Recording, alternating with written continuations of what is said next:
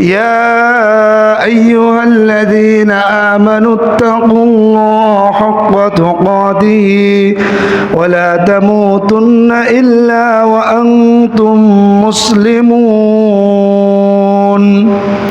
হে ইমানদার সকল, ইত্তাকুল্লাহ, তোমরা আল্লাহকে ভয় করো, হাক্কা তুকাতি, ভয় করার মতো ভয়, ওয়ালা তামুতুন্না ইল্লা ওয়া আনতুম মুসলিমুন, আর তোমরা পরিপূর্ণ মুসলমান হওয়ার পরেই মৃত্যুবরণ করিও। বলেন সুবহানাল্লাহ। আল্লাহ আপনি আমাকে ডাইক্যা বলতেছেন, এই ইমানদার আমাকে ভয় করার মতো ভয় করো। মনে মনে এমনিই ভয় করলাম। যদি বলা হয় যে আপনাকে, যে আপনি আল্লাহরে ভয় করেন, কইলেন যে হুজুর আল্লাহরে তো ভয় করি, ওই কইয়া গিয়ে ওই নামাজ না পড়ে বাজারে চলে গেলেন, কইয়া গিয়ে ওই সুদের টাকা হাতে লয়ে লাইলেন, কইয়া গিয়ে ওই উল্টাপাল্টা কাম করলেন, তাহলে তো আর আল্লাহর ভয় হইল না। বরং আল্লাহর ভয় মানে পরিপূর্ণ ভয়, হাক্কা তুকাতিহি, স্পেশাল, মানে আপনি আমার মন থেকে ভয় করতে হবে। কেমন ভয়? রমজান আমাদেরকে শিখিয়ে দিয়ে গিয়েছে।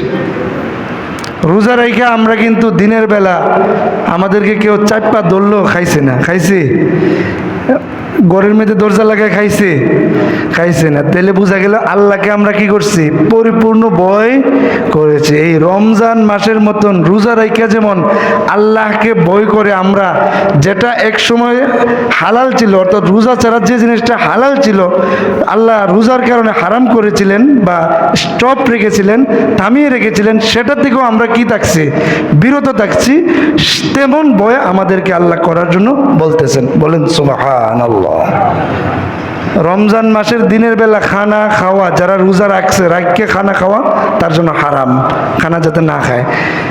এমনি তো খানা খাওয়া সাধারণত জায়েজ, সাধারণত খানা খাওয়া জায়েজ না? জায়েজ। কিন্তু রমজান মাসে আমরা এই জায়েজ জিনিসটাকেও আল্লাহর নিষিদ্ধতার কারণে খাই নাই। তাইলে বোঝা গেল আমরা রমজান মাসে একটা তাকওয়ার শিক্ষায় শিক্ষিত হয়েছিলাম। বলেন না সুবহানাল্লাহ। রমজান গেছে গা, এখন আবারও আমরা ওই আল্লাহকে আর ভয় করি না। তাইলে আমরা পরিপূর্ণ রূপে কি করতে হইব? ভয় কইরা চলতে হবে। এক হাদিস শরীফে আছে, নবী সাল্লাল্লাহু আলাইহি ওয়াসাল্লাম আবু যর রাদিয়াল্লাহু আনহুকে ডেকে বলতেছিলেন, ইয়া আবা যর, হে আবু যর, ইত্তাকিল্লাহ, তুমি আল্লাহকে ভয় করো, হাইসুমা কুন্ত, তুমি যেখানেই থাকো না কেন। বলেন না সুবহানাল্লাহ।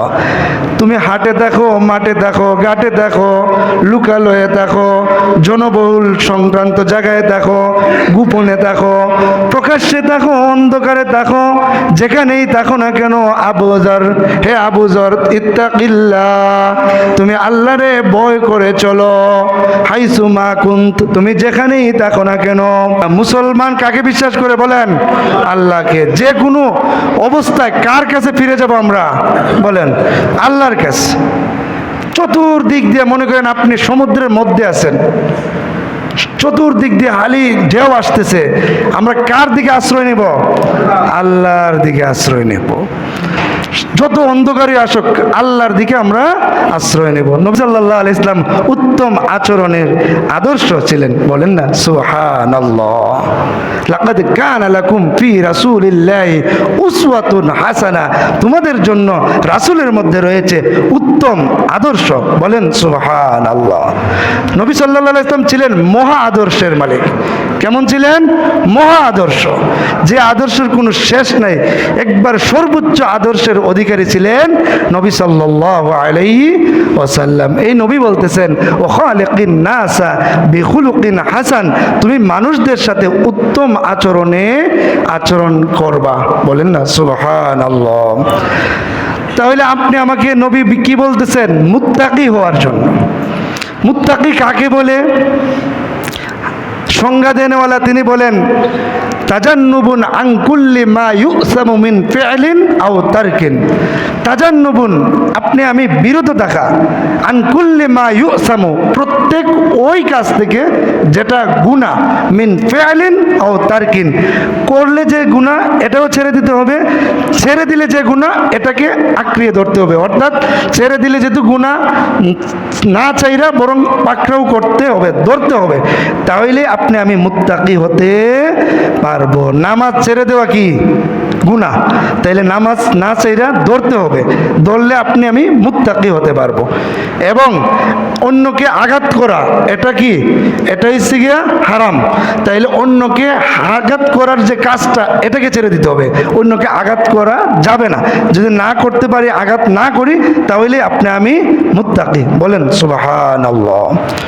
হযরত আলী রাদিয়াল্লাহু তাআলা আনহুকে জিজ্ঞাসা করা হলো, হে আলী রাদিয়াল্লাহু তাআলা আনহু আপনি বলেন তাকওয়া কাকে বলে? তখন আলী রাদিয়াল্লাহু তাআলা আনহু তিনি বললেন, আল খাউফু মিনাল জালিল ওয়াল আমালু বিত তানজিল ওয়াল কানাআতু বিল কলিল ওয়াল ইস্তিআদাদু লিয়াউমির রাহিল। হে আমার ভাই শুনে রাখো, তাকওয়া বলা হয় আল খাউফু মিনাল জালিল, সম্পূর্ণ সম্মানিত আল্লাহ তাআলাকে ভয় করা। হাটে ঘাটে মাঠে লুকালয়ে বনে জঙ্গলে যেখানেই যাও না কেন, অন্ধকারে প্রকাশ্যে বাজারে যে কোনো জায়গাতেই তুমি আল্লাহকে ভয় করে চলবা। যদি আপনি আমি আল্লাহকে ভয় করে চলতে পারি, তাহলে আপনি আমি মুত্তাকি। বলেন সুবহানাল্লাহ। মনে করেন আপনি একটা কুদাল লয়ে গেলেন ওই যে একবার ক্ষেতটার মধ্যে গিয়া দেখলেন কেউ নাই, তো আপনি কুদাল চালাইলে তো সমস্যা নাই। কুদাল চালাইয়া এমন অনেক জায়গাতে এমন আছে, কুদাল চালাইয়া নিজের ক্ষেত্রে বড় কইরা অন্যের ক্ষেত্রে ছোট বানায়, আছে না এমন? একটুখানি জায়গার লাগিয়া তো কেউ দেখছে না, তো এই কারণে বেটা কুদাল চালাই দিছে। তাহলে আপনি আমি যদি কেউ না দেখো, আল্লাহ তো দেখছেন, ঠিক না? নারকেল গাছ আছে, মনে করেন নারকেল গাছে নারকেল অভাব নেই, তো কেউ দেখলো না, রাত্রেবেলা আমি উঠতে পারলে কেউ দেখবে না, কে দেখবেন? বলেন আল্লাহ দেখবেন। তাইলে আমি যদি আল্লাহর ভয়ে বিরত থাকি, তাহলে আপনি আমি মুত্তাকি। কেউ দেখলে দেখুক, না দেখলে নাই, নিজের কাছে এটা থাকতে হবে যে আমাকে তো আল্লাহ দেখতেছেন। ইয়ালামু খাইনাতাল আ'ইনি ওয়া মা তুখফিস সুদূর আয়াতে আছে আল্লাহ তাআলা আপনি আমার অন্তরের ভিতরে কি নাড়াচাড়া করে, কি বলতে চায় সেটাও আল্লাহ জানেন, এবং অন্তরের মধ্যে যা আমরা গোপন রাখি সেটাও আল্লাহ তাআলা জানেন। বলেন সুবহানাল্লাহ। তাইলে আল্লাহকে আমরা ভয় করে চলবো।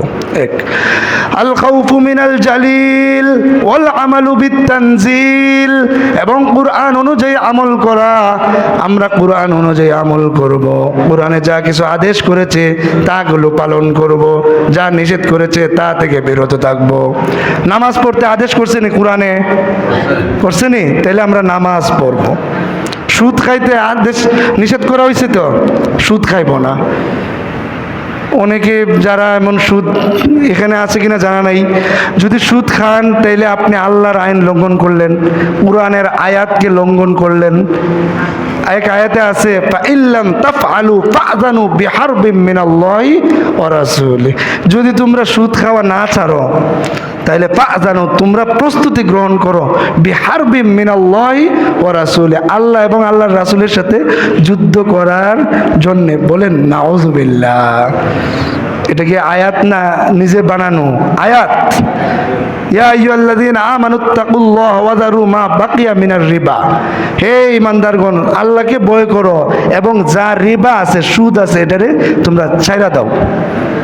ছাড়লেই বাঁচতে পারবা, আর নাইলে বাঁচার কোনো পথ নাই। আল্লাহ এবং আল্লাহর রাসূল যুদ্ধের জন্য প্রস্তুতি নেওয়ার জন্য বলতেছেন। আল্লাহ এবং আল্লাহর রাসূলের সাথে যুদ্ধ করে পারবেন না, কেউই পারবো না। আপনার শক্তি আছে, একদিন অসুস্থতা দিব। দাস্ত বুঝেননি? দাস্ত আমাশয় ডায়রিয়া বুঝেননি? একদম ক্লিয়ার কাট কথা। আপনাকে আমাকে আল্লাহ চাইলে একদিন ডায়রিয়া দিয়া এই চেহারা টুয়ারে সব শেষ করে দিতে পারেন, পারেন না? আল্লাহ চাইলে পারেন। আল্লাহ যদি চান যে আপনাকে একদিন ধরবে, 12 ঘন্টাও লাগতো না, আপনি আমাকে একবারে সোজা মাটির সাথে মিশিয়ে দিতে পারবেন। তাইলে সে আল্লাহর সাথে তো আপনি আমি যুদ্ধ করতে পারবো না। তাইলে কুরআন অনুযায়ী আমল করব। ওয়াল আমালু বিত-তানজিল, কুরআন অনুযায়ী আমল করব। ওয়াল কানাআতু বিল কলিল, অল্পে তুষ্টি গ্রহণ করব। অল্পে তুষ্টি বলতে হুজুর আপনাদের প্রশ্ন আসতে পারে, হুজুর অল্প মানে তুরা তুরা খাইতাম, এটা না। বরং আপনি আমাকে আল্লাহ যে অবস্থায় রাখছেন, বলেন সবাই, আপনি আমাকে আল্লাহ যে অবস্থায় রাখছেন, মনে করেন একজনের 1 কোটি টাকা আছে, আরেকজনের 1 লক্ষ টাকা আছে, আরেকজনের আছে 1000 টাকা, আরেকজনের ক্ষেত নাই, ওই আরেকজনের 10খানি ক্ষেত আছে। আল্লাহ আপনি আমাকে বন্টন করছেন, বলেন কে বন্টন করে দিছেন? তাহলে আল্লাহর বন্টনে আমরা সন্তুষ্ট হইব নাকি অসন্তুষ্ট? সন্তুষ্ট হতে হবে। কারণ আপনি যদি নিচের দিকে তাকান তাহলে আপনি শুকরিয়া জ্ঞাপন করতে পারবেন। আপনি যদি আমাদের নিচের দিকে তাকাই, আপনি দেখেন না এই তো বৃষ্টিপাত হচ্ছে, আপনি নিচের দিকে তাকাই দেখবেন অনেকেরই ঘর নাই। বলেন অনেকের কি নাই? ঘর নাই, থাকার ঘর নাই। আপনি আমাকে তো আল্লাহ তাআলা টিনের হোক, বিল্ডিং হোক, বাঙ্গাটাকে একটা ঘর তো দিচ্ছেন, অনেকে তো কি নাই? ঘরই নাই। তাহলে আমি নিজের দিকে, নিচের দিকে, কার দিকে তাকাবো? নিচের দিকে, উপরের দিকে তাকাবো না, কবরের দিকে তাকাবো।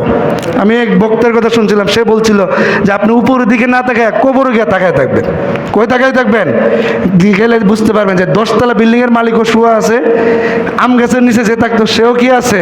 শোয়া আছে। সুতরাং তাইলে আমাদের মাথা ঠিক থাকবে, আর নাইলে তো খালি উপরের দিকে তাকাইলে কি হবো না? মাথাই ঠিক থাকবে না। তখন ওই ওয়াল কানাআতু বিল কালিল, অল্পে তুষ্টি আসবে না। তাইলে আমাদের অল্প তুষ্টি অর্জন করব। হাদিস শরীফে আছে, মানুষ এমন মা মালা বাতনু ইবনে আদমা ইল্লা তুরাব, ইবনে আদম সন্তানের পেট ততক্ষণ পর্যন্ত ভরে না যতক্ষণ না পর্যন্ত মাটি তার মুখে না ঢুকে যায়। বলেন না নাউযুবিল্লাহ। মরণের আগ পর্যন্ত আমাদের কি করবে না? আমাদের লোভ থামবে না। থামবে না। তাইলে আপনি আমাকে কি করতে হবে? কন্ট্রোলে রাখতে হবে, নিজের জীবনটাকে আমরা আয়ত্তে রাখতে হবে।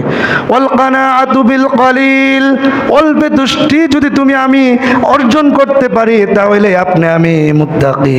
বলেন সুবহানাল্লাহ। ওয়াল ইস্তিআদাদু লিয়াউমির রাহিল, আর ওই দিন অর্থাৎ কিয়ামতের দিনের জন্য আমি প্রস্তুতি গ্রহণ করব। আমি যদি কিয়ামতের দিনের জন্য প্রস্তুতি গ্রহণ করতে পারি তাহলে আমি মুত্তাকি। বলেন না সুবহানাল্লাহ। কিয়ামতের দিনটা কেমন হইব জানেন নি? আল্লাহ একাই বলেন, ইয়াউমা ইয়াফিরুল মারউ মিন আখি ওয়া উম্মি ওয়া আবি ওয়া সাহিবাতি ওয়া বানি লিকুল্লি ইমরিইম মিনহুম ইয়াউমা ইযিন শা'নুন ইউগনি। কিয়ামতের দিন এমন একটা দিন হবে, ইয়াফিরু পলায়ন করবে, মারউ মিন আখি মানুষ তার ভাই থেকে পলায়ন করবে, ওয়া উম্মি তার মা থেকে পলায়ন করবে, তার পিতা থেকে পলায়ন করবে, তার স্ত্রী থেকে পলায়ন করবে, তার জ্ঞাতি গোষ্ঠী থেকে পলায়ন করবে। কুল্লি ইমরিইম মিনহুম ইয়াউমা ইযিন শা'নুন ইউগনি। অতঃপর আল্লাহ তাআলা বলেন প্রত্যেকেই নিজেকে নিয়ে ব্যস্ত থাকবে, সবাই বলতে থাকবে ইয়া নাফসি ইয়া নাফসি, নিজের চিন্তায় বিভোর থাকবে। বলেন কার চিন্তায় বিভোর থাকবে? নিজের চিন্তায়। তাহলে চাচা নিজের জান বাঁচা। আমি নিজের জান আগে বাঁচাইবেন। বলেন আগে নিজের জান বাঁচাইয়া এরপরে মা বাবা ভাই বোন আত্মীয় স্বজন স্ত্রী সন্তান যা আছে। আমি সুদ খাইয়া আমার কবর আগুন লাগে আমি মা অফরে আমার স্ত্রীকে খাওয়ানোর, এত রোস্ট খাওয়ানোর দরকার কি?